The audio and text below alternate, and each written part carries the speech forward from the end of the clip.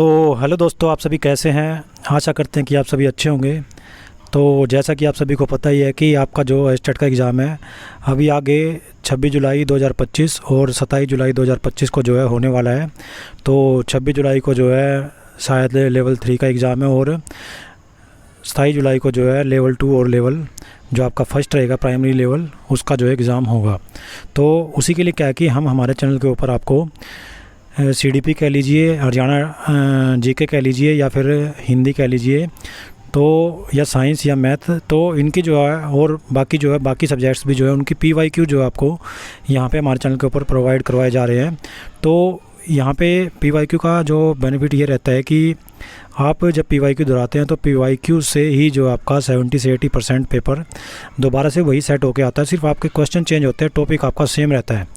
तो इसीलिए आपके इसलिए आपको क्या है कि पीवाईक्यू करने जो है बहुत ही इंपॉर्टेंट है, बहुत ज़रूरी है। तो उसी वे के अंदर क्या है कि आज हम बात करने वाले हैं एस्टेट जो आपका 2023 के अंदर लेवल 3 हुआ था, मतलब पीजीटी लेवल हुआ था। तो उसके अंदर जो सीडीपी आई थी आपकी चाइल्ड डेवलपमेंट एंड पेडागोजी, उसके 30 जो पीवाईक्यू आए थे उनको हम डिटेल्ड सॉल्यूशन के साथ यहाँ पे डिस्कस करेंगे। एक एक क्वेश्चन को आपने अच्छे तरीके से समझना है और साथ में जो जिस टॉपिक से आपको क्वेश्चन पूछे गए हैं उस टॉपिक को आपने अपनी पर्टिकुलर बुक से अच्छे तरीके से रिवाइज करके जाना है। तो चलिए शुरू करते हैं। इसमें क्या है कि आपका सबसे पहले देख लेते हैं कि ये आपका कहाँ काम आने वाला है। तो ये आपका एस्टेट जो अभी जुलाई 2025 में एग्ज़ाम होने वाला है उसमें ये आपका जो है इसमें जो आपके पीवाईक्यू है ये काम आने वाले हैं, क्योंकि इसी के अंदर से अब मैंने बताया कि 70 से 80% पेपर आपका इन्हीं टॉपिक से क्या है कि निकल के आते हैं क्वेश्चन आपके। सिर्फ आपके क्वेश्चन चेंज हो जाते हैं, मतलब इससे थोड़ा क्वेश्चन चेंज मिलेंगे लेकिन टॉपिक आपका सेम रहने वाला है। तो पीवाईक्यू का फ़ायदा भी तभी लगता है जब आप इनके जो टॉपिक है उसको अच्छे तरीके से रिवाइज करें। तो इसमें सबसे पहले बात करते हैं कि तो यहाँ पे क्या है कि आपकी जो है एस्टेट की परीक्षा की तैयारी के लिए क्या है आपको एस्टेट 2023 का लेवल 3 का जैसे मैंने बात की उससे बाल विकास और शिक्षा शास्त्र जिसे चाइल्ड डेवलपमेंट एंड पेडागोजी बोलते हैं, इससे संबंधित 30 पीवाईक्यू जो है उसका हम डिटेल्ड सॉल्यूशन यहाँ पे आपके लिए क्या है कि तैयार किया हमने। और उसको ही हम आगे क्या है कि सभी लेवल के लिए आपका लेवल आपका 3 हो, लेवल 2 हो या फिर लेवल 1 हो, सभी के लिए महत्वपूर्ण रहने वाला है, इंपॉर्टेंट रहने वाला है। तो हर एक क्वेश्चन को आपने अच्छे तरीके से ध्यान से समझना है ताकि आपका कोई भी क्वेश्चन एग्ज़ाम में जब आप सीडीपी का पार्ट करके आएँ, चाहे आप कोई भी लेवल का एग्ज़ाम दे रहे हैं, 3rd का दे रहे हैं, 2nd लेवल टीजीटी दे रहे हैं या फिर प्राइमरी लेवल 1st लेवल दे रहे हैं, तो तीनों में ही क्या है कि ये क्वेश्चन की रिपीटिशन आपकी होती है। तो तीनों में ही ये क्वेश्चन आपके काम आने वाले हैं। तो अच्छे तरीके से क्वेश्चन को समझेंगे तो तीनों ही पार्ट के लिए क्या है कि तीनों ही लेवल के लिए क्या है कि ये क्वेश्चन इंपॉर्टेंट रहने वाले हैं, इसलिए अच्छे तरीके से इसको आपने देखना है। तो चलिए स्टार्ट करते हैं। सबसे पहला क्वेश्चन जो आपसे 2023 के अंदर लेवल 3 की अभी बात कर रहा हूँ मैं, लेवल 3 के अंदर जो आपसे पूछा गया था, इससे पहले हमने जो है लेवल 2 और लेवल 1 जो आपका दोनों की सीडीपी भी जो है वो डिटेल सोल्यूशन के साथ आपको हमारे चैनल के ऊपर प्रोवाइड करवाई हुई है। तो उसको भी आप क्या है कि प्ले लिस्ट से जाकर देख सकते हैं, हमारे चैनल पर जाकर देख सकते हैं। साथ में आपको मैं एक और इन्फॉर्मेशन दे देना चाहता हूं कि हमारा चैनल अब क्या है कि टेट लर्नर्स के नाम से व्हाट्सएप पे भी जो है प्रोवाइड करवा दिया गया है।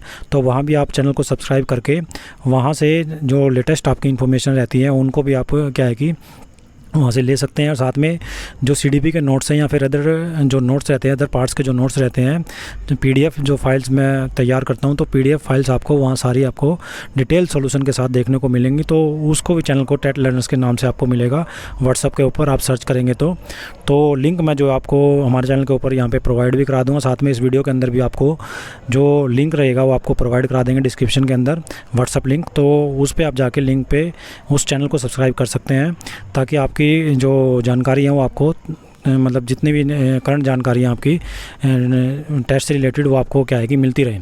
तो इसमें जो आपका 2023 की हम बात कर रहे हैं, 2023 के अंदर जो आपको फर्स्ट क्वेश्चन जो पूछा गया था वो पूछा गया था आपसे सीडीपी के अंदर पीजीटी लेवल के अंदर, जैसे कि मैंने बात किया 2023 लेवल 3 के अंदर ये क्वेश्चन पहला आपका पूछा गया था। ये मैंने अपना जो है एक कोड उठाया कि कोड के हिसाब से आप देख लेंगे। तो इसमें पहला क्वेश्चन जो आपसे पूछा गया था वो था सामाजिक रूप से वंचित जो बच्चे होते हैं उनके लिए कौन सी शिक्षा जो है उपयुक्त होती है। तो ऑप्शन आपके पास दिए गए थे, अनौपचारिक शिक्षा, विशेष शिक्षा, समावेशी शिक्षा या फिर धार्मिक शिक्षा। तो सॉल्यूशन की बात करते हैं। सॉल्यूशन के अंदर क्या आपका क्वेश्चन एक बार ज़रूर ध्यान से देख लीजिए। तो इसमें क्या है कि आपका वंचित बच्चे हों तो उस सामाजिक रूप से वंचित बच्चों के बारे में पूछा गया है। इसमें अनौपचारिक, औपचारिक, समावेशी, ये सारी शिक्षा आपको जो ये टॉपिक बनता है अच्छे तरीके से रिवाइज करके जाना है। उसके बाद सॉल्यूशन की बात करते हैं इसमें। तो सॉल्यूशन की जब बात करते हैं तो सॉल्यूशन के अंदर क्या है कि जो अनौपचारिक शिक्षा होती है पहले आपको उसको समझना जरूरी है। तो अनौपचारिक शिक्षा क्या होती है? रोज़मर्रा की जो गतिविधियाँ होती है उससे मिलने वाली शिक्षा क्या होती है? आपकी अनौपचारिक शिक्षा होती है। लेकिन यह वंचित बच्चों की विशेष ज़रूरतों को पूरा नहीं करती है। ये आपने विशेष रूप से ध्यान करना है कि रोज़मर्रा की जो गतिविधियाँ होती हैं उससे मिलने वाली जो आपकी शिक्षा होती है उसे अनौपचारिक शिक्षा कहते हैं। लेकिन यह वंचित बच्चों, मतलब जो पिछड़े हुए बच्चे हैं, वंचित बच्चे हैं, तो उनको विशेष ज़रूरतों को ये पूरा नहीं करती है। तो ये आपका राइट आंसर नहीं होने वाला है, क्योंकि आपको दोबारा क्वेश्चन को देख लीजिए। क्वेश्चन में आपसे पूछा गया कि सामाजिक रूप से वंचित जो बच्चे हैं उनके लिए कौन सी शिक्षा जो है उपयुक्त होने वाली है। तो अनौपचारिक शिक्षा उसका आंसर, राइट आंसर आपका नहीं रहने वाला, क्योंकि ये आपका क्या है कि रोज़मर्रा की गतिविधियों से मिलने वाली शिक्षा होती है। लेकिन यह वंचित बच्चों के लिए बिल्कुल भी क्या है कि ये ज़रूरत को उनका पूरा नहीं करती है। उसके बाद नेक्स्ट बात करते हैं। तो इसमें विशेष शिक्षा है, तो यह विकलांग बच्चों के लिए होती है, न कि सामाजिक रूप से वंचित बच्चों के लिए।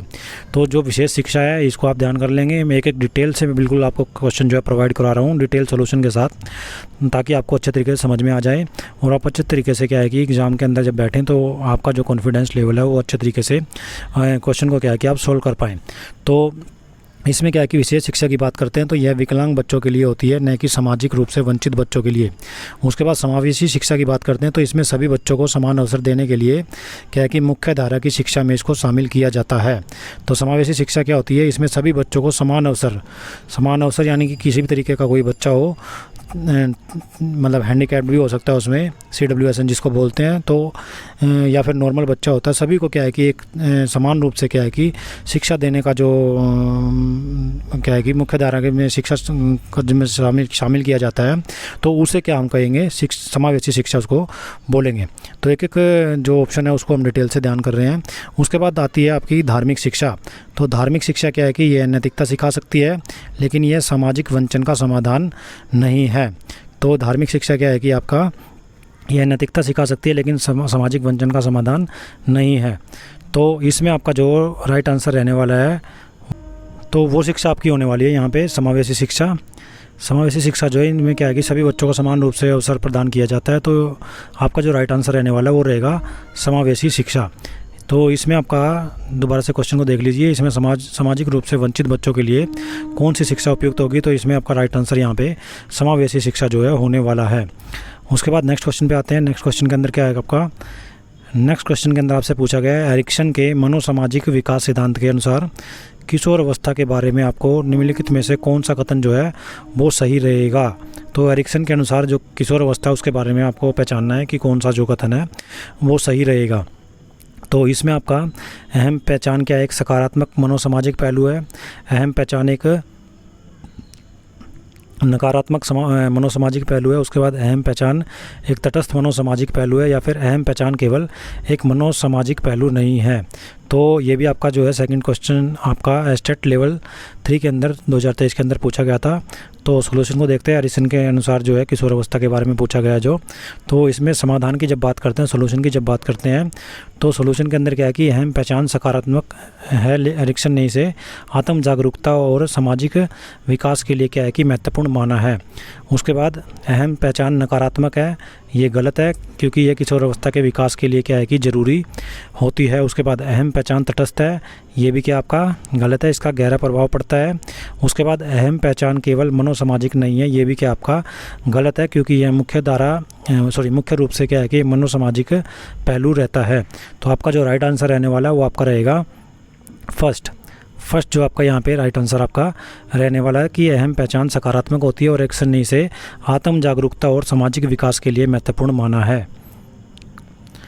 उसके बाद नेक्स्ट क्वेश्चन देखते हैं। नेक्स्ट क्वेश्चन के अंदर क्या है कि नेक्स्ट क्वेश्चन आपसे रचनात्मक बच्चे में कौन सी विशेषता नहीं देखी जाती है।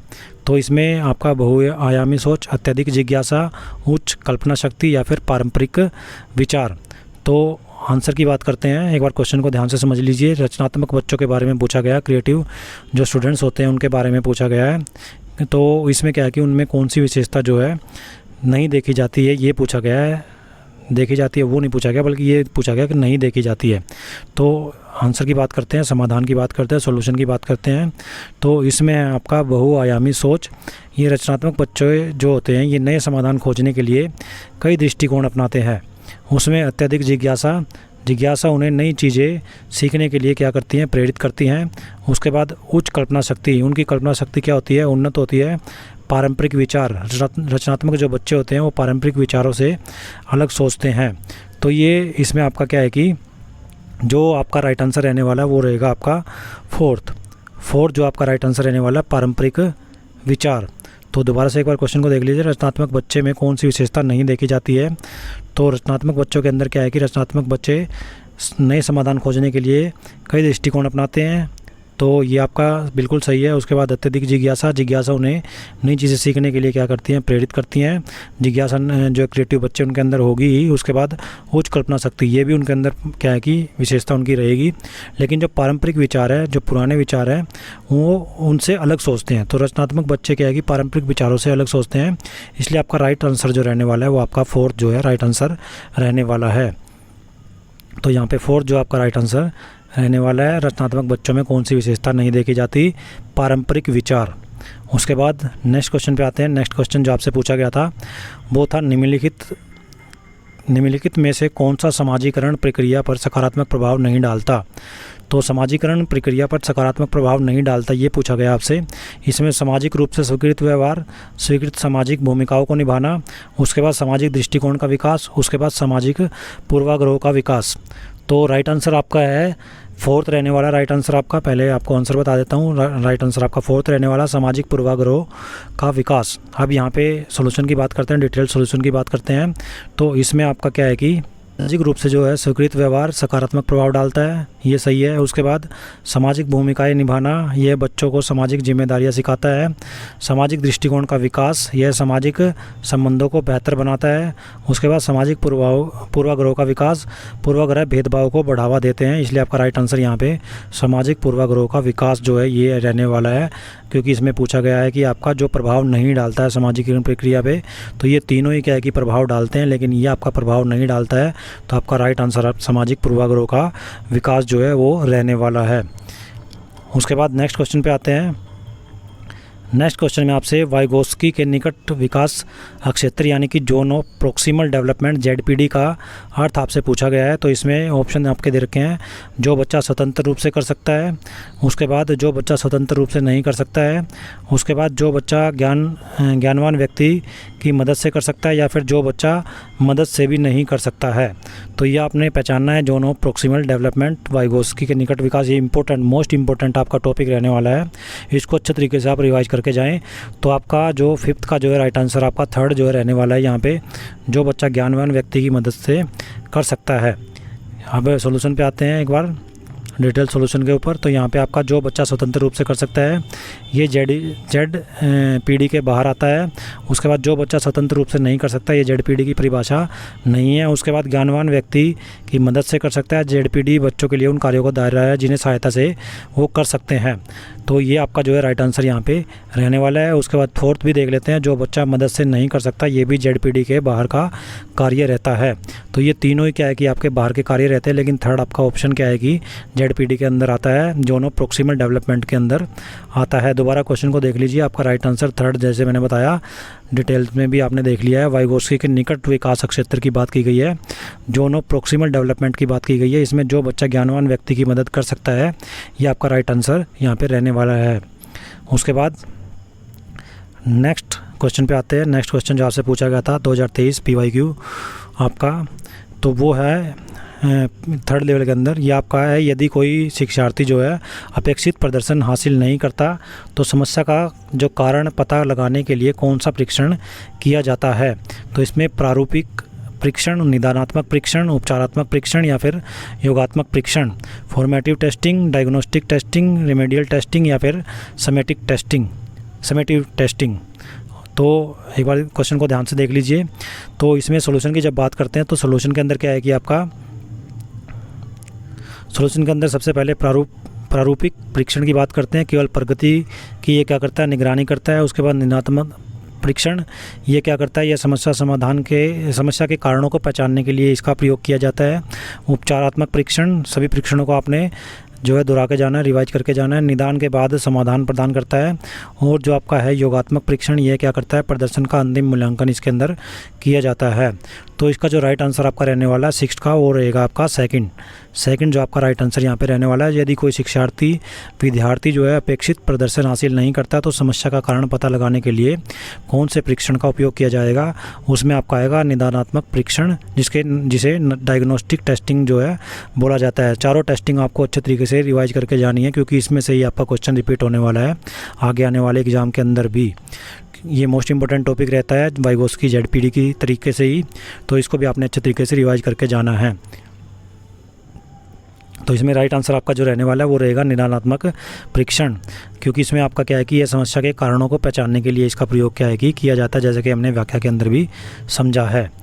एक क्वेश्चन आपके लिए मोस्ट इंपॉर्टेंट है। PYQ हमने डिटेल से भी आपको कहीं भी जो है नहीं मिलने वाले हैं क्वेश्चन आपको, तो यहीं पे मिलेंगे आपको। तो चैनल को सब्सक्राइब करके रखें और ज़्यादा से ज़्यादा जो एस्पायरेंट्स जो तैयारी कर रहे हैं उनको आप इसको शेयर ज़रूर करें। नेक्स्ट क्वेश्चन पे आते हैं। नेक्स्ट क्वेश्चन है आपका, समावेशन केवल विकलांगों तक सीमित नहीं है बल्कि यह सुनिश्चित करता है कि किसी भी बच्चे को बाहर न रखा जाए, यह परिभाषा किसने दी? तो पहले राइट आंसर पे आते हैं। राइट आंसर आपका रहेगा फर्स्ट, NCF 2005। इसको आपने अच्छे तरीके से पढ़ के जाना है। NCF 2005 को जो आपने अच्छे तरीके से क्या है कि पढ़ के जाना है, बिल्कुल अच्छे तरीके से रिवाइज इसको करके जाना है।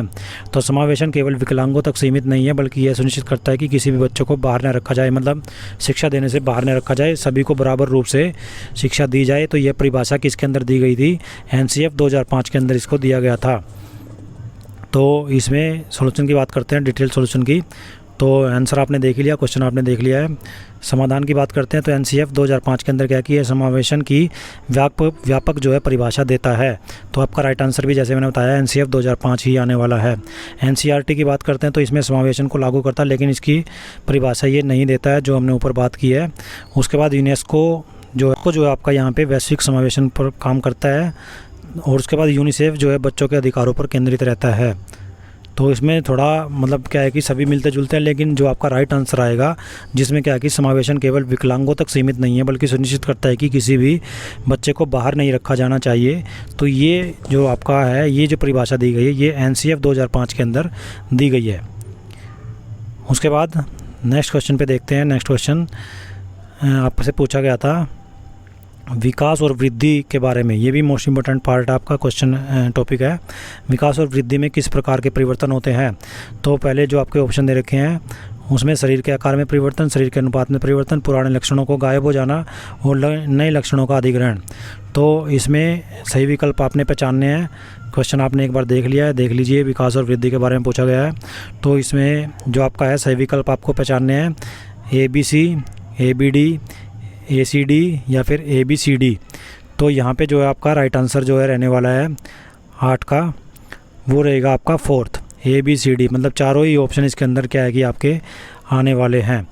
तो समाधान की बात करें, सॉल्यूशन की बात करें तो इसमें क्या है कि आपका शरीर के आकार में परिवर्तन, विकास के दौरान क्या आपका यहाँ पे विकास के दौरान बच्चे की ऊंचाई और वजन दोनों बढ़ते हैं।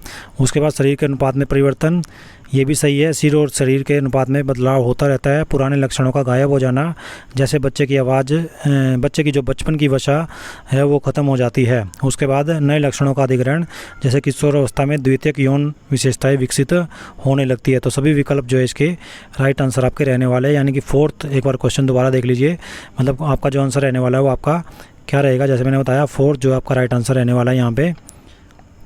और आपसे पूछा था विकास और वृद्धि में, इसमें चारों ही ऑप्शन आपके आएंगे। तो इसमें शरीर में आकार में परिवर्तन, शरीर के अनुपात में परिवर्तन, पुराने लक्षणों का गायब हो जाना और नए लक्षणों का अधिग्रहण, ये चारों इसके अंदर क्या है कि रहने वाले हैं। उसके बाद नेक्स्ट क्वेश्चन पे आते हैं। नेक्स्ट क्वेश्चन जो आपसे पूछा गया था, निम्नलिखित में से कौन सा कथन जो है यह नहीं बताता कि प्रेरणा का सीखने पर सकारात्मक प्रभाव पड़ता है? तो यहाँ पे क्या है कि आपका प्रेरणा सीखने के व्यवहार को बाधित करती है, प्रेरणा सीखने के व्यवहार को निश्चित दिशा प्रदान करती है। उसके बाद प्रेरणा सीखने के व्यवहार को सशक्त करती है, या फिर प्रेरणा सीखने के व्यवहार को चयनात्मक बनाती है। तो आपसे पूछा गया निम्नलिखित में से कौन सा कथन नहीं बताता कि प्रेरणा को सीखने और सकारात्मक प्रभाव पड़ता है। नहीं के बारे में पूछा गया तो आपका राइट आंसर यहाँ पे फर्स्ट रहने वाला है। प्रेरणा सीखने के व्यवहार को बाधित करती है, ये आपका क्या है कि ये प्रेरणा के बारे में सही नहीं है। और बाकी क्या है कि तीनों प्रेरणा के बारे में सही है। डिटेल सॉल्यूशन देख लेते हैं एक बार। तो यहाँ पे क्या है कि आपका प्रेरणा जो है सीखने के व्यवहार को बाधित करती है, गलत है ये, यही आपका राइट आंसर यहाँ पे है। कभी भी, क्योंकि नहीं पूछा गया है, गलत ही पूछा गया है, तो प्रेरणा कभी भी क्या है कि सीखने के व्यवहार को बाधित नहीं करती है, तो ये आपका गलत रहेगा। उसमें प्रेरणा कभी भी सीखने के व्यवहार को बाधित नहीं करती बल्कि इसको बढ़ावा देती है, तो यही आपका आंसर रहने वाला है। उसके बाद तीनों ऑप्शन तो आपके इसके अंदर आएंगे ही। प्रेरणा सीखने के व्यवहार को निश्चित दिशा देती है और सही है।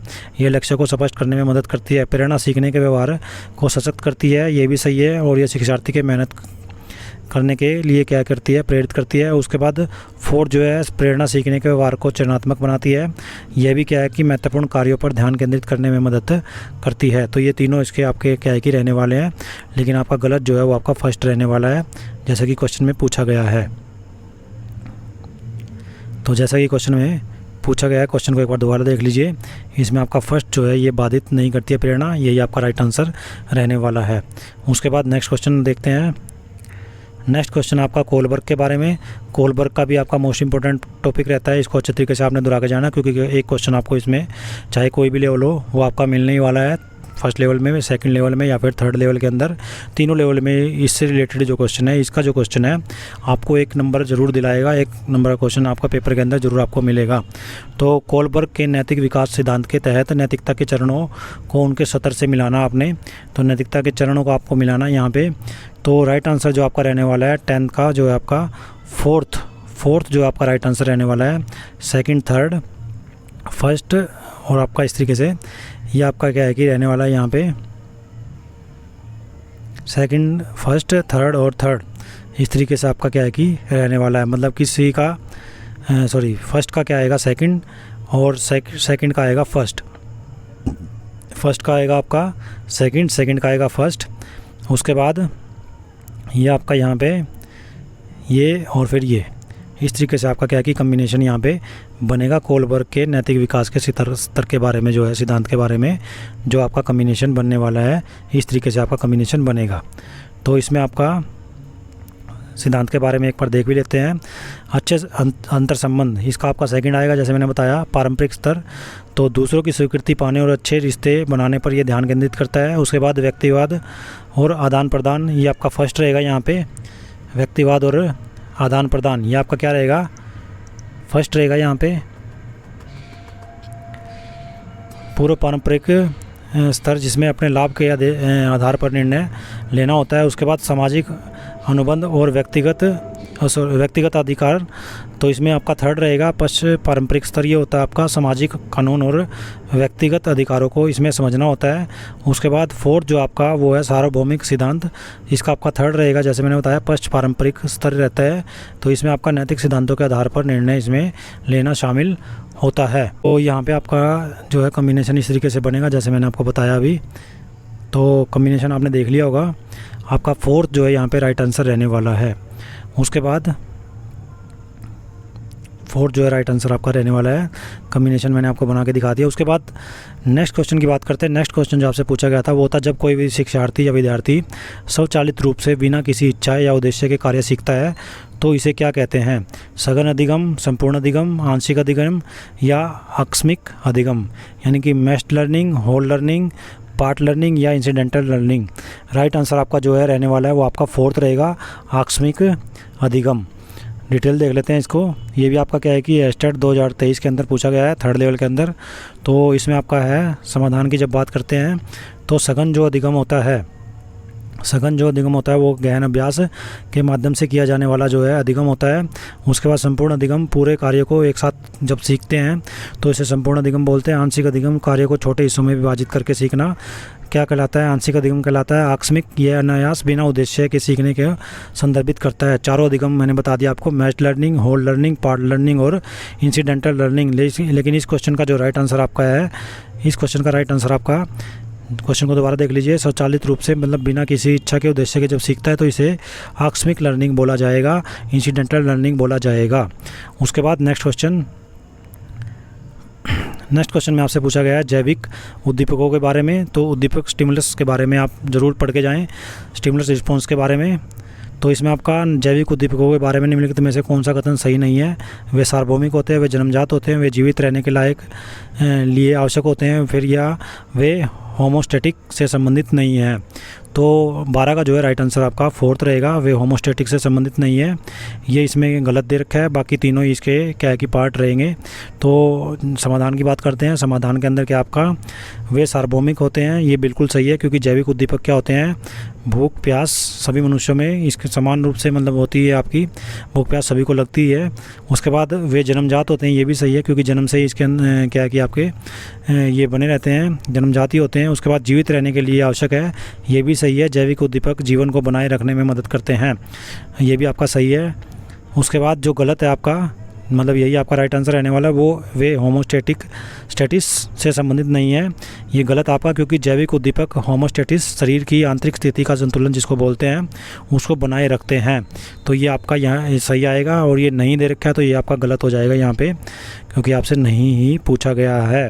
तो यहाँ पे होमोस्टैटिक से संबंधित है नहीं है, तो ये आपका गलत है। तो यहाँ पे गलत ये आपसे पूछा गया था कौन सा कथन सही नहीं है।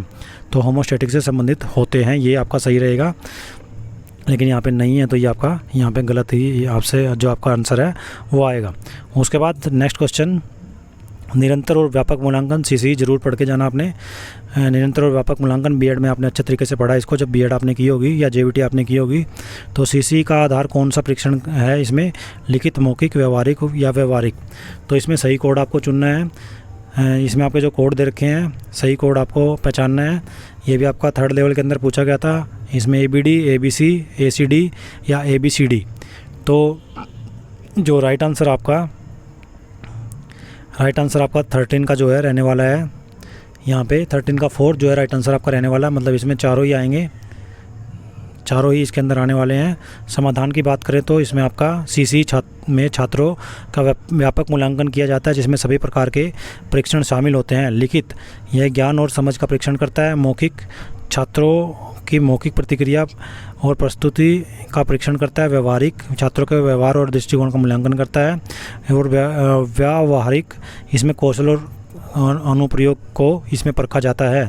तो सभी परीक्षण क्या है कि सीसी का हिस्सा है, और इसलिए सही उत्तर आपका ABCD चारों ही क्या है कि रहने वाले हैं। तो ये हमने डिटेल से भी इसको सोल्यूशन देख लिया है। इसमें आपका ABCD चारों ही आपके क्या है कि इसके अंदर पार्ट आएंगे, चारों इसमें शामिल होंगे। उसके बाद नेक्स्ट क्वेश्चन पे आते हैं। जो आपसे नेक्स्ट क्वेश्चन पूछा गया था तो वो था आपका बुद्धि परीक्षणों के संदर्भ में कौन सा कथन सही नहीं है। अलेक्जेंडर के पास अलोंग परीक्षण का एक प्रदर्शन परीक्षण है। मौखिक परीक्षण व्यक्तिगत या समूह दोनों हो सकते हैं। अशिक्षित लोग प्रदर्शन परीक्षण नहीं कर सकते। गैर मौखिक परीक्षणों को बुद्धि का आकलन चित्रों और आकृतियों के माध्यम से किया जाता है। तो राइट आंसर आपका जो है 14 का थर्ड जो है रहने वाला है। अशिक्षित लोग प्रदर्शन परीक्षण नहीं कर सकते, ये आपका राइट आंसर यहाँ पे रहने वाला है। समाधान की बात करें, सॉल्यूशन की बात करें तो इसमें आपका अलेक्जेंडर के पास अलोंग परीक्षण एक प्रदर्शन परीक्षण है, ये आपका सही है। यह शारीरिक कार्यों पर आधारित रहता है, ये आपका बिल्कुल सही है। उसके बाद नेक्स्ट देखते हैं, मौखिक परीक्षण व्यक्तिगत और समूह दोनों हो सकते हैं, ये भी आपका सही है। सिर्फ आपसे गलत पूछा गया है। तो इसमें मौखिक परीक्षण में भाषा आधारित प्रश्न होते हैं, ये भी आपका सही है। उसके बाद अशिक्षित लोग प्रदर्शन परीक्षण नहीं कर सकते, ये आपका गलत है। तो थर्ड जो आपका राइट आंसर जैसे मैंने बताया थर्ड रहने वाला है। प्रदर्शन परीक्षणों में पढ़ने लिखने की आवश्यकता नहीं होती है। उसके बाद गैर मौखिक परीक्षण चित्रों और आकृतियों पर आधारित होते हैं, ये भी आपका सही है, और ये भाषा से स्वतंत्र होते हैं। तो इसमें 3 जो आपके पार्ट आएंगे ये और ये, लेकिन ये आपका नहीं आएगा। तो इसमें थर्ड जो आपका राइट आंसर रहने वाला है। एक बार क्वेश्चन को दोबारा देख लीजिए, बुद्धि परीक्षणों के संदर्भ में कौन सा कथन सही नहीं है। थर्ड जो आपका राइट आंसर यहाँ पे रहने वाला है। अशिक्षित लोग प्रदर्शन परीक्षण नहीं कर सकते हैं। उसके बाद नेक्स्ट क्वेश्चन देखते हैं, जो एस्टेट 2023 के अंदर पूछा गया था CDP के अंदर लेवल 3 के अंदर। ये आपका गिलफोर्ड के त्रिआयामी बुद्धि सिद्धांत के अनुसार तत्व और आयाम का कौन सा जोड़ा सही नहीं है।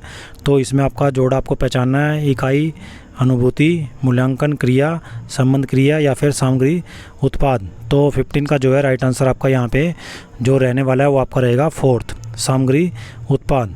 बाकी तीनों आपके जोड़े सही हैं। लेवल 3 के अंदर आपसे पूछा गया था, तो लेवल 3 के अंदर इसमें आपके समाधान की बात करते हैं। गिलफोर्ड के बारे में पूछा गया है।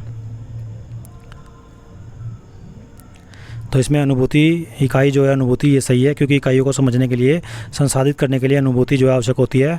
मूल्यांकन क्रिया ये भी सही है, मूल्यांकन निर्णय लेने में की क्या है कि प्रक्रिया होती है। उसके बाद संबंध या क्रिया गलत, ये आपका गलत है। संबंध सामग्री ये इसका हिस्सा होते हैं, क्रिया का नहीं। और सामग्री उत्पाद सही है, सामग्री वह आधार है जिससे उत्पाद बनते हैं। तो इसमें थर्ड जो आपका राइट आंसर आएगा यहाँ पे, थर्ड जो आपका राइट आंसर यहाँ पे रहने वाला है। क्वेश्चन को ध्यान से देख सकते हैं आप। गिलफोर्ड के त्रिआयामी बुद्धि सिद्धांत के अनुसार तत्व आयाम का कौन सा जोड़ा सही नहीं है? तो संबंध क्रिया ये आपका सही नहीं है। उसके बाद नेक्स्ट क्वेश्चन पे आते हैं। नेक्स्ट क्वेश्चन के अंदर क्या आपका बाल केंद्रित शिक्षण दृष्टिकोण कौन सी विशेषता मुख्य नहीं है? तो इसमें आपका सार्थक शिक्षण अवसर, एकल शिक्षण मार्ग, सतत मूल्यांकन या फिर सुलभ शिक्षण सेटिंग्स। तो 16 का जो है राइट आंसर आपका सेकंड जो है रहने वाला है, एकल शिक्षण मार्ग। समाधान की बात करते हैं, ये भी एस्टेट 2023 के अंदर पूछा गया क्वेश्चन आपसे। सॉल्यूशन की बात करते हैं, डिटेल सॉल्यूशन की। तो इसमें सार्थक शिक्षण अवसर जो है सही है, ये बच्चों के लिए वास्तविक जीवन के अनुभवों पर आधारित होता है। एकल शिक्षण मार्ग ये गलत है, जैसा कि मैंने बताया कि ये आपका राइट आंसर है, नहीं पूछा गया है। तो इसमें आपका यही आपका राइट आंसर रहेगा। बाल केंद्रित शिक्षण में विभिन्न दृष्टिकोण अपनाए जाते हैं।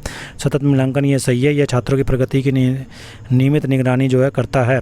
सुलभ शिक्षण सेटिंग्स सही है, यह सभी छात्रों के लिए संसाधन और उपकरण जो है सुनिश्चित करता है। तो सेकंड जो आपका राइट आंसर यहाँ पे रहने वाला है। डिटेल सॉल्यूशन आपने देख लिया, आप दोबारा से क्वेश्चन को एक बार देख लीजिए।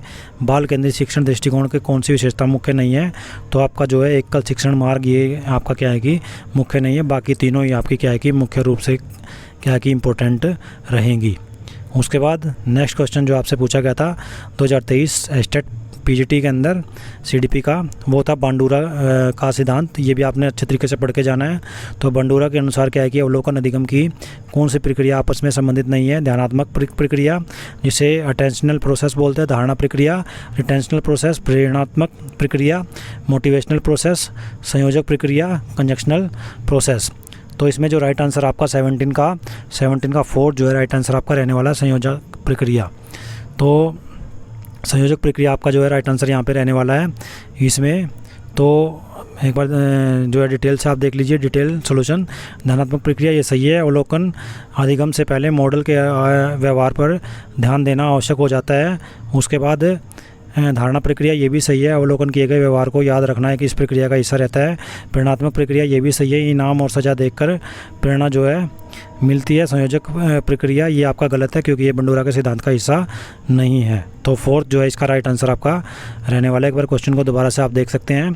तो फोर्थ जो आपका राइट आंसर यहाँ पे रहने वाला, संयोजक प्रक्रिया बंडूरा के सिद्धांत का हिस्सा नहीं है। उसके बाद नेक्स्ट क्वेश्चन बंडूरा के बारे में ही है, मोस्ट इंपॉर्टेंट टॉपिक है, ये भी आपको अच्छे तरीके से रिवाइज करके जाना है। 2023 के अंदर पीजीटी के अंदर ही दूसरा क्वेश्चन ही पूछा गया था बंडूरा के सिद्धांत से ही। बंडूरा के सामाजिक अधिगम सिद्धांत के अनुसार जब कोई व्यक्ति दूसरों के व्यवहार को देखकर और दोहराकर वही व्यवहार सीखता है तो इसे क्या कहते हैं? अनुकूलन, एडेप्टेशन, सेल्फ ऑब्जर्वेशन, मॉडलिंग या फिर एफिकेसी एक्सपेक्टेशन। तो इसमें आपका क्या है कि राइट आंसर जो 18 का रहने वाला है वो रहेगा आपका थर्ड, मॉडलिंग जो है इसका राइट आंसर आपका रहने वाला है। और इसमें जब समाधान की बात करते हैं, डिटेल सॉल्यूशन की बात करते हैं, अनुकूलन जिसे बोलते हैं एडेप्टेशन, यह नए वातावरण के अनुसार व्यवहार को समायोजित करने की प्रक्रिया है। अवलोकन आधारित अधिगम नहीं है। आत्मावलोकन यह खुद के व्यवहार की निगरानी है और दूसरे के व्यवहार को देखने से संबंधित नहीं है। मॉडलिंग, बंडूरा के मॉडलिंग में किसी अन्य व्यक्ति के व्यवहार को देखकर इसे दोहराने की प्रक्रिया शामिल है। उसके बाद दक्षता अपेक्षा यह आत्मविश्वास से संबंधित है और किसी व्यक्ति किसी कार्य को कर सकता है, ये इससे संबंधित रहती है। तो इसमें जो आपका राइट आंसर मैंने आपको बता ही दिया कि आपका जो राइट आंसर आपका रहने वाला है बंडूरा के सिद्धांत में, इसमें आपका राइट आंसर थर्ड जो है रहने वाला है, मॉडलिंग आपका जो है राइट आंसर आपका रहने वाला है। तो क्वेश्चन को अच्छे तरीके से देख लीजिए। बंडूरा के सामाजिक अधिगम सिद्धांत के अनुसार जब कोई व्यक्ति दूसरों के व्यवहार को देखकर और दोहराकर वही व्यवहार सीखता है तो उसे क्या कहते हैं? उसे मॉडलिंग कहते हैं। उसके बाद नेक्स्ट क्वेश्चन देखते हैं। तो नेक्स्ट क्वेश्चन के अंदर क्या है कि आपका स्टेनबर्ग के त्रिविध बुद्धि सिद्धांत में घटात्मक जो है आपका बुद्धि, जिसे हम कंपोनेंशियल इंटेलिजेंसी बोलते हैं, इसके तहत क्या है कि आपका उपघटक शामिल नहीं है। इसमें मेटा कंपोनेंट जिसको बोलते हैं उसके बाद अनुभवात्मक घटक जिसे एक्सपेरिमेंटल कंपोनेंट बोलेंगे, उसके बाद प्रदर्शनक घटक जिसे परफॉर्मेंस कंपोनेंट बोलेंगे, उसके बाद ज्ञान अधिग्रहण घटक जिसे नॉलेज एक्विजिशन कंपोनेंट जो है बोला जाएगा। तो 19 का जो है राइट आंसर आपका जो है सेकंड रहने वाला है। यहाँ पे अनुभवात्मक घटक जिसे एक्सपेरिमेंटल कंपोनेंट बोला जाएगा। तो यहाँ पे समाधान की बात करते हैं तो मेटा घटक क्या होते हैं आपके, ये सही है आपका। यह योजना बनाने में, समस्या को हल करने में क्या करता है, मदद करता है। अनुवादात्मक घटक ये आपका गलत है, जैसा कि राइट आंसर मैंने आपको बताया। यह स्टीनबर्ग के अनुवादात्मक बुद्धि इंटेलिजेंस में आता है, घटनात्मक बुद्धि में नहीं आता है। प्रदर्शन घटक ये आपका सही रहेगा, क्योंकि यह कार्य पूरा करने के लिए क्या क्या आवश्यक प्रक्रिया इसके अंदर होती है। ज्ञान अधिग्रहण घटक ये भी आपका सही है, यह नई जानकारी प्राप्त करने और उसे याद रखने की प्रक्रिया में शामिल होता है। तो इसमें आपका जो राइट आंसर, जैसे मैंने बताया, सेकंड जो आपका राइट आंसर यहाँ पे रहने वाला, स्टेनबर्ग के त्रिविध बुद्धि सिद्धांत की घटकात्मक बुद्धि जो है कॉम्पोनेंशियल इंटेलिजेंसी के तहत जो है उप घटक शामिल नहीं है, वो आपका है अनुभवात्मक घटक जिसे एक्सपेरिमेंटल कंपोनेंट बोलेंगे। उसके बाद नेक्स्ट क्वेश्चन जो पूछा गया था एस्टेट लेवल 3 के अंदर, सीडीपी के अंदर 2023 के अंदर अंकगणितीय कौशल के बारे में पूछा गया था। इसमें अधिग्रहण को प्रभावित करने वाली अधिगम क्षमता को क्या कहते हैं, डिस्कैल्कुलिया, डिस्ग्राफिया, डिसलेक्सिया या फिर डिसमैग्नीशिया। तो राइट आंसर जो आपका रहने वाला है 20 का, वो आपका रहने वाला है फर्स्ट, डिस्कैल्कुलिया। जब अंकगणितीय कौशल के अधिग्रहण को प्रभावित करने वाली अक्षमता होती है तो उसे डिस्कैल्कुलिया बोला जाता है। इसमें चारों को हम देख लेते हैं एक बार ध्यान से।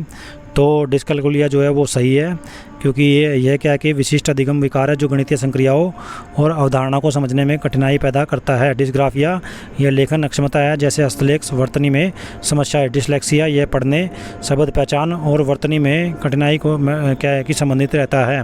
3 मैंने बता दिया, लेकिन जो डिसमैग्नीशिया होती है ये कोई शब्द मौजूद नहीं है अभी तक। तो ये आपकी 3 रहेंगी समस्याएं। ये तीनों समस्याओं से रिलेटेड एक क्वेश्चन आपको एग्ज़ाम में दोबारा रिपीट होता मिलेगा, चाहे आपका कोई भी लेवल हो। तो अच्छे तरीके से आपने इसको रिवाइज करके जाना है, डिस्ग्राफिया हो, डिसलेक्सिया हो या फिर डिस्कैल्कुलिया हो। उसके बाद नेक्स्ट क्वेश्चन जो आपसे पूछा गया था वो फ्रॉइड के बारे में, ये भी मोस्ट इंपॉर्टेंट टॉपिक आपका फ्रॉइड का, इसको अच्छे तरीके से आपने रिवाइज करके जाना है। तो फ्रॉइड के मनोयौन विकास सिद्धांत के 5 चरणों को आपने सही क्रम में दिखाना है। तो इसमें आपका राइट आंसर पे आते हैं सीधा। राइट आंसर आपका है 3rd जो है राइट आंसर आपका रहने वाला है, जिसमें मौखिक चरण, उसके बाद गुदा चरण, उसके बाद फॉलिक चरण, उसके बाद निवारक चरण, उसके बाद जननांग चरण। सॉल्यूशन की बात करते हैं, समाधान की बात करते हैं। तो इसमें मौखिक चरण जो है वो 0 से 1 साल के बीच में होता है शिशु के लिए। मुख चूसना और काटना सुख का क्या होता है, केंद्र होता है।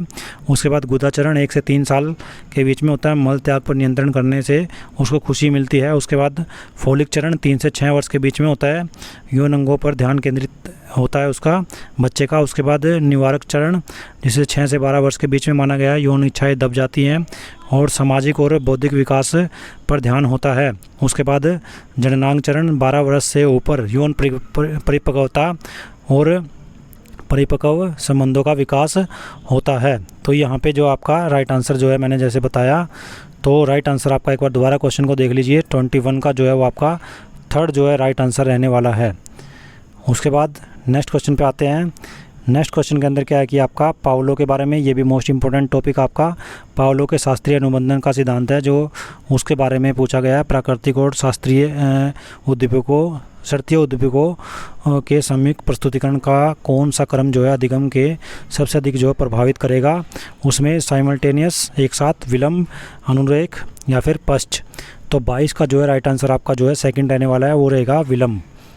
डिटेल सॉल्यूशन की बात करते हैं तो डिटेल सॉल्यूशन के अंदर क्या है कि एक साथ, यानी कि प्राकृतिक उद्दीपक जो होते हैं यूएस, जो अनकंडीशनल स्टिमुलस होते हैं, वो शर्तीय उद्दीपक जो होते हैं कंडीशनल स्टिमुलस जो होते हैं उनके एक साथ जो है वो प्रस्तुत होते हैं, लेकिन यह विलंब की तुलना में कम प्रभावी होते हैं। उसके बाद विलंब जो है यही आपका जो है राइट आंसर रहने वाला है। इसमें शर्तीय उद्दीपक जो होते हैं वो प्राकृतिक उद्दीपक से थोड़ा पहले प्रस्तुत किया जाता है और जिससे मजबूत जो संबंध है वो बनता है। उसके बाद अनुरेख, शर्तीय उद्दीपक जो है को कंडीशनल स्टिमुलस को हटाने के बाद प्राकृतिक उद्दीपक प्रस्तुत किया जाता है जो कमज़ोर अधिगम देता है। उसके बाद पश्च,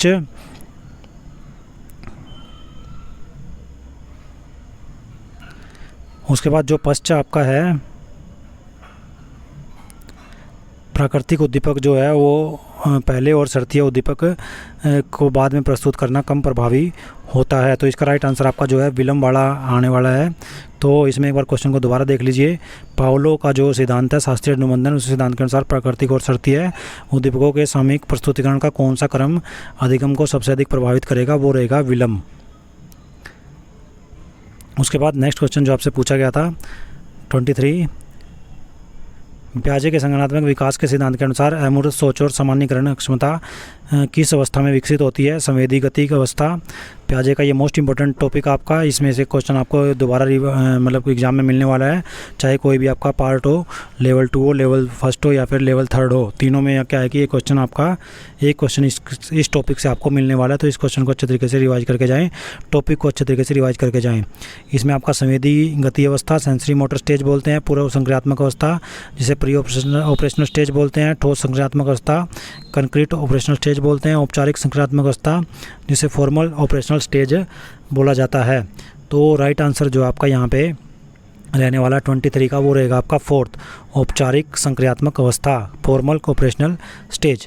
डिटेल एक बार देख लेते हैं, एक बार क्वेश्चन देख लीजिए, उसके बाद डिटेल देख लेते हैं, डिटेल सॉल्यूशन देख लेते हैं।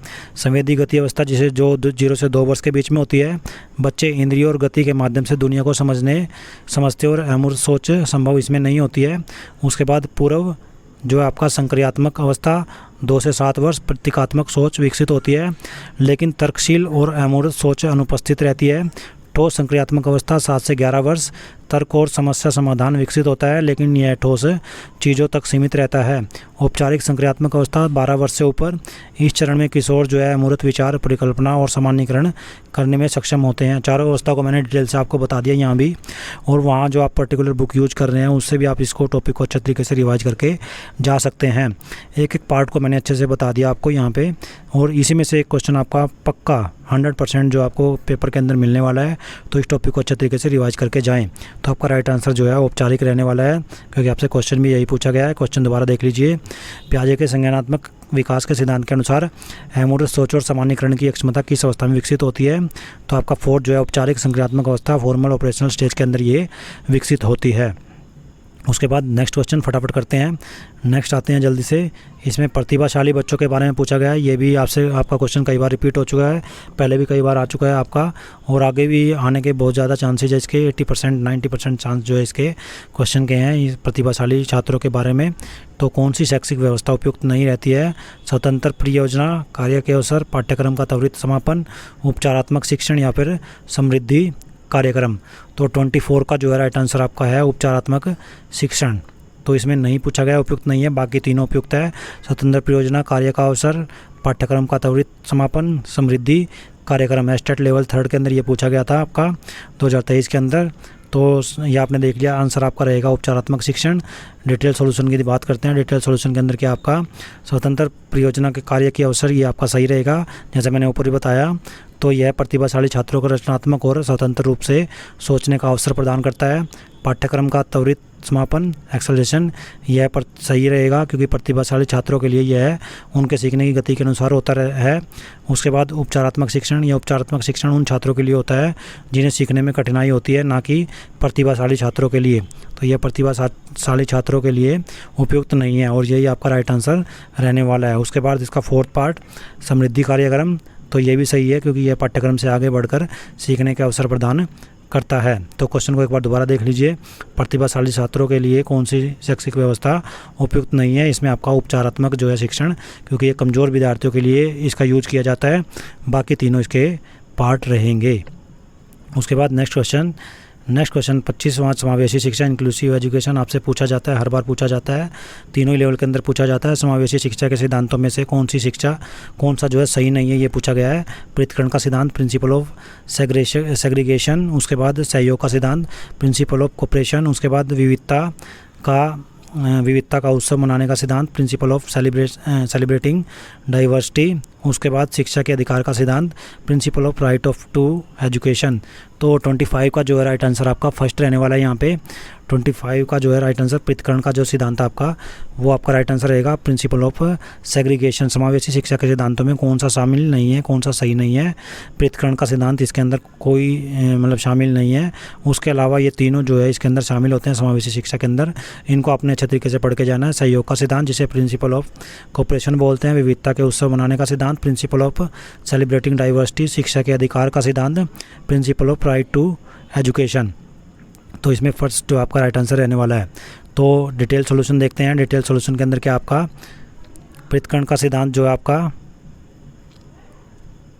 समावेशी शिक्षा का उद्देश्य सभी बच्चों को एक समान मंच देना होता है। ये पृथक्करण इसके विपरीत होता है। तो यही आपका राइट आंसर है। उसके बाद सहयोग का सिद्धांत सही है, क्योंकि समावेशी शिक्षा में क्या है कि शिक्षकों, छात्रों, अभिभावकों, बिल्कुल डिटेल से आपको यहाँ पे प्रोवाइड करा रहे हैं हम सॉल्यूशन। तो समावेशी शिक्षा में शिक्षकों, छात्रों और अभिभावकों के बीच सहयोग आवश्यक है। विविधता का उत्सव मनाने का सिद्धांत, ये भी सही है, क्योंकि यह सिद्धांत क्या है कि प्रत्येक छात्र की विशिष्टता और विविधता को स्वीकार करता है।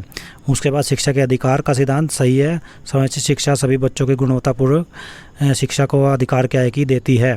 तो यहाँ पे ये तीनों आपके सही रहेंगे, लेकिन आपका जो फर्स्ट है वो गलत रहेगा। और ये आपने देख लिया, यहाँ पे डिटेल से भी देख लिया। तो एक बार क्वेश्चन को दोबारा रिपीट कर देते हैं। समावेशी शिक्षा के सिद्धांतों में कौन सा नहीं सही नहीं है? इसमें पृथक्करण का सिद्धांत आपका, प्रिंसिपल ऑफ सेग्रीगेशन, ये आपका राइट आंसर रहने वाला है। उसके बाद नेक्स्ट क्वेश्चन पे आते हैं। 26 क्वेश्चन जो आपसे पूछा गया था, वो पूछा गया निम्नलिखित में से कौन सा तरीका व्यक्तित्व विभिन्नताओं के अनुसार शिक्षण का समर्थन नहीं करता है? बड़े छात्रों का समूह, व्यक्तिगत शिक्षण, पाठ्यक्रम अनुकूलन, छात्रों की अक्षमताओं का ज्ञान। तो 26 का जो है राइट आंसर आपका रहने वाला है, वो आपका रहेगा फर्स्ट, बड़े छात्रों का समूह। एक बार क्वेश्चन को अच्छे तरीके से देख लें, आंसर को अच्छे तरीके से देख लें। उसके बाद डिटेल सोल्यूशन की बात करते हैं। तो डिटेल सोल्यूशन के अंदर क्या है कि आपका यहाँ पे बड़े छात्रों के समूह, बड़े समूह में शिक्षकों के लिए व्यक्तिगत भिन्नताओं पर ध्यान देना मुश्किल होता है, जिससे वह तरीका उपयुक्त नहीं रहता है। तो यहाँ पे आपका फर्स्ट ही जो है राइट आंसर रहेगा। उसके बाद तीनों इसके पार्ट रहेंगे। व्यक्तिगत शिक्षण ये सही है, क्योंकि यह छात्रों की व्यक्तिगत जरूरतों और क्षमताओं पर ध्यान केंद्रित करता है। उसके बाद पाठ्यक्रम अनुकूलन, ये भी सही है, क्योंकि पाठ्यक्रम को छात्रों की अक्षमताओं के अनुसार समायोजित करना व्यक्तिगत भिन्नताओं के लिए आवश्यक रहता है। उसके बाद छात्रों की अक्षमताओं का ज्ञान, ये भी सही है, क्योंकि छात्रों की अक्षमताओं को समझकर शिक्षा देना उनके विकास में सहायक होता है। ये तीनों इसके पार्ट रहेंगे, लेकिन फर्स्ट आपका नहीं रहेगा, इसलिए फर्स्ट नहीं पूछा गया, तो आपका फर्स्ट ही जो है राइट आंसर रहने वाला है। तो क्वेश्चन को एक बार दोबारा देख लीजिए। निम्नलिखित में से कौन सा तरीका जो है व्यक्तिगत भिन्नताओं के अनुसार शिक्षण का समर्थन नहीं करता? बड़े छात्रों का समूह जो है राइट आंसर रहने वाला है। उसके बाद नेक्स्ट क्वेश्चन पे आते हैं। नेक्स्ट क्वेश्चन आपका है, विशेष आवश्यकता वाले बच्चों की ज़रूरतों को पूरा करने के लिए शैक्षिक संस्थानों की कौन सी भूमिका नहीं है? तो यहाँ पे बिना भेदभाव के स्कूल में प्रवेश देना, सुलभ बुनियादी ढांचा प्रदान करना, उसके बाद उनकी विशेष ज़रूरतों की पहचान करना और मुख्य धारा से अलग करना, या फिर आवश्यक समर्थन सेवाएं प्रदान करना। तो 27 का जो है राइट आंसर आपका रहेगा थर्ड जो है राइट आंसर रहेगा, उनकी विशेष ज़रूरतों की पहचान करना और उन्हें मुख्य धारा से अलग करना। तो विशेष आवश्यकता वाले बच्चों की ज़रूरतों को पूरा करने में शैक्षिक संस्थानों की कौन सी भूमिका नहीं है? उनकी विशेष ज़रूरतों की पहचान करना और उन्हें मुख्य धारा से अलग करना, ये जो है शैक्षिक संस्थानों की मुख्य भूमिका में नहीं आता, बल्कि बाकी तीनों इसके मुख्य भूमिका के अंदर है। बिना भेदभाव के स्कूल में प्रवेश देना, सुलभ बुनियादी ढांचा प्रदान करना और आवश्यक समर्थन सेवाएँ प्रदान करना। डिटेल सोल्यूशन की बात करते हैं। तो डिटेल सोल्यूशन के अंदर क्या आपका बिना भेदभाव प्रवेश, ये सही है, क्योंकि समावेशी शिक्षा सभी बच्चों को समान अवसर देती है। जो आपकी उसके बाद सुलभ बुनियादी ढांचा सही है, क्योंकि इसके अंदर क्या है कि आपका इंक्लूसिव एजुकेशन जो है सभी बच्चों को समान अवसर देती है। सुलभ बुनियादी ढांचा ये सही है, जैसे रैंप, आपका ऑडियो विजुअल उपकरण, अन्य सहायक उपकरण, ये आपका रहेगा यहाँ पे। उसके बाद मुख्य धारा से अलग करना, समावेशी शिक्षा बच्चों को मुख्य धारा से शामिल करने पर जोर देती है, अलग थलग करने पर नहीं, इसलिए राइट आंसर आपका थर्ड ही रहने वाला है। उसके बाद फोर्थ जो ऑप्शन आपका, उसको भी देख लेते हैं। आवश्यक समर्थन सेवाएं सही है, क्योंकि विशेष आवश्यकता वाले बच्चों के लिए परामर्श, विशेष शिक्षक और थेरेपी प्रदान की जाती है। तो ये आपका रहेगा यहाँ पे। उसके बाद क्वेश्चन को एक बार दोबारा रिपीट कर देता हूँ मैं। विशेष आवश्यकता वाले बच्चों के बारे में पूछा गया है, उनकी ज़रूरतों को पूरा करने के लिए शैक्षिक संस्थानों की कौन सी भूमिका नहीं रहती है। तो आपका थर्ड जो है राइट आंसर रहने वाला है, जिसमें आपको बताया गया है कि उनकी विशेष ज़रूरतों की पहचान करना, उन्हें मुख्य धारा से अलग करना, क्योंकि मुख्य धारा से अलग करना नहीं बल्कि उनको जोड़ना है, एक साथ लेके आना है, ये इसकी विशेषता रहती है। विशेषता वाले शैक्षिक संस्थानों की भूमिका इसके अंदर इंपॉर्टेंट रहती है कि वो सभी को समान रूप से शिक्षा प्रदान करे। उसके बाद नेक्स्ट क्वेश्चन जो पूछा गया था आपसे वो था विकास के संदर्भ में निम्नलिखित में से कौन सा कथन सही नहीं है। तो विकास परिपक्वता और अधिगम का परिणाम है। बाद का विकास प्रारंभिक विकास की तुलना में अधिक महत्वपूर्ण है। विकास सिर से पैर की ओर बढ़ता है। विकास केंद्रीय अक्ष से लेकर छोरों तक बढ़ता है। तो कथन सही नहीं है, ये आपसे पूछा गया है। तो 28 का जो है राइट आंसर आपका सेकंड जो है रहने वाला है। 28 का राइट आंसर सेकंड रहने वाला है। बाद का विकास जो है प्रारंभिक विकास की तुलना में अधिक महत्वपूर्ण है, ये आपका गलत रहेगा यहाँ पे, इसलिए यही आपका राइट आंसर है क्योंकि नहीं पूछा गया है। तो समाधान की बात करते हैं, सोल्यूशन की बात करते हैं। एक बार क्वेश्चन को अच्छे तरीके से देख लीजिए। सेकंड, जैसे मैंने बताया, सेकंड इसका राइट आंसर रहने वाला है। तो उसके बाद सोल्यूशन की बात करते हैं, डिटेल सोल्यूशन की बात करते हैं। विकास परिपक्वता और अधिगम का परिणाम, ये सही है क्योंकि विकास में शारीरिक परिपक्वता और अनुभव अधिगम दोनों की भूमिका होती है। बाद का विकास प्रारंभिक विकास की तुलना में अधिक महत्वपूर्ण होता है क्योंकि प्रारंभिक विकास शुरुआती बचपन भविष्य की नींव रखता है और इसे अधिक महत्वपूर्ण माना जाता है। उसके बाद विकास सिर से पैर की ओर बढ़ता है, ये भी सही है, इसे सिफ्लोकोडल प्रवृत्ति जो है कहा जाता है। उसके बाद विकास केंद्रीय अक्ष से लेकर छोरों तक बढ़ता है, ये भी आपका सही है, इसे प्रोक्सी मोडिस्टल प्रवृत्ति जो है कहा जाता है। इसको अच्छे तरीके से आपने पढ़ के जाना है, विकास की कौन कौन सी अवस्थाएं होती है और कैसे विकास होता है। तो इसमें आपका जो सेकंड है वो आपका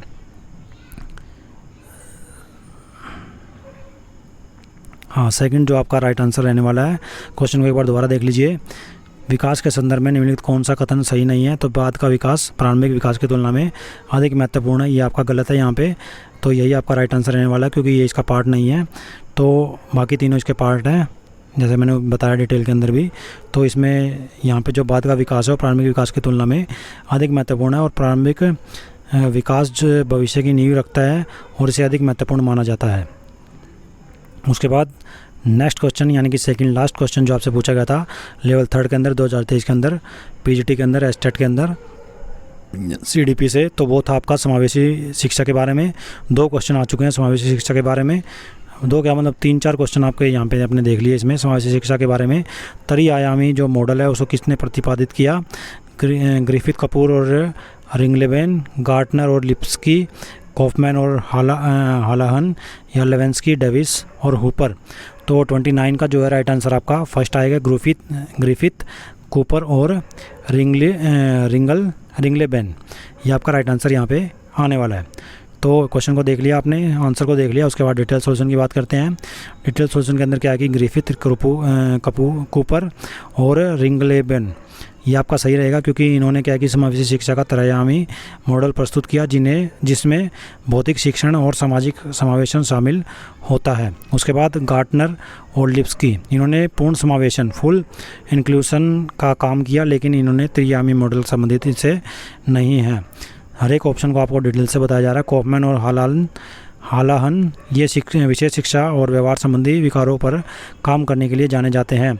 लेवेंस्की, डेविस और हुपर, ये नाम समावेशी शिक्षा से संबंधित बिल्कुल भी नहीं है। तो आपका राइट आंसर जैसे मैंने बताया ग्रिफिथ, कूपर और रिंगलेबन, ये आपका रहने वाला है। दोबारा क्वेश्चन को देख लीजिए। समावेशी शिक्षा की त्रयायामी मॉडल को किसने प्रतिपादित किया। ग्रिफिथ, कूपर और रिंगलेबन। उसके बाद लास्ट क्वेश्चन देख लेते हैं इसमें। तो लास्ट क्वेश्चन आपका समाजीकरण से, समाजीकरण के भी 2 क्वेश्चन आ चुके हैं इसमें। समाजीकरण का अर्थ है सामाजिक संबंधों में परिपक्वता का प्राप्त करना। यह है समाजीकरण की परिभाषा किसने दी। जॉन डीवी, गैरेट, सरेंसन या फिर हरलोक। तो 30 का जो है राइट आंसर आपका क्या रहेगा, हरलोक। ये सभी जानते ही हैं, आपने रिवाइज भी किया होगा। हरलोक जो आपका राइट आंसर यहाँ पे रहने वाला है। तो समाजीकरण का अर्थ जो है सामाजिक संबंधों में परिपक्वता प्राप्त करना है, यह समाजीकरण की परिभाषा हरलोक ने दी है। इसमें डिटेल सोल्यूशन की बात करते हैं। डिटेल सोल्यूशन के अंदर क्या है कि आपका जॉन डीवी की बात करें तो जॉन डीवी ने क्या किया था, यहाँ पे इन्होंने अनुभव आधारित शिक्षा और लोकतांत्रिक शिक्षा पर काम किया, लेकिन समाजीकरण की परिभाषा इन्होंने नहीं दी। गैरेट की बात करें तो गैरेट ये शैक्षिक सांख्यिकी में योगदान के लिए जाने जाते हैं। और सोरेनसन की बात करें तो ये सही है। उसके में क्या है कि आपका इन्होंने समाजीकरण के सामाजिक संबंधों में परिपक्वता प्रदान करना इसने इन्होंने कहा। इन्होंने बाल विकास और मनोविज्ञान पर काम किया, लेकिन ये परिभाषा इन्होंने नहीं दी। तो इसमें थोड़ा डाउट है मुझे, ये आप एक बार देख लेंगे। इसमें वैसे राइट आंसर इसमें जो आपका है डिटेल के अनुसार आपका सोरेनसन जो है दिया गया है। तो सोरेनसन या हरलॉक, इन दोनों में से एक आएगा। इसको आप बुक से एक बार पर्टिकुलर जो बुक आप यूज़ कर रहे हैं उससे आप एक बार मिला लेंगे, देख लेंगे। और कमेंट बॉक्स में क्या है कि इसका आंसर जरूर आप दें। तो ये हमने क्या है कि डिटेल सोल्यूशन आपको यहाँ पे प्रोवाइड किया है। एक एक क्वेश्चन को हमने बिल्कुल चारों ऑप्शन को आपको डिटेल से हमने बताया है। तो एक एक क्वेश्चन, एक एक टॉपिक जो आपके लिए इंपॉर्टेंट रहने वाला है। CDP अगर आपको क्लियर करना है तो अच्छे तरीके से आपको PYQ करके जाने पड़ेंगे। PYQ के जो टॉपिक है उसको अच्छे तरीके से रिवाइज करके जाना पड़ेगा, तभी आपका जो CDP है वो 30 में से 30 आप जो है मार्क्स ले सकते हैं। तो इस वीडियो को जो है ज़्यादा से ज़्यादा जो एस्पायरेंट्स हैं उनको आप शेयर कीजिए, साथ में वीडियो को लाइक कीजिए। और CTET या STET या फिर अदर टीचिंग जो एग्ज़ाम्स है उनकी तैयारी के लिए, उनके सभी पार्ट्स की तैयारी के लिए क्या है कि चैनल को सब्सक्राइब करना न भूलें। धन्यवाद।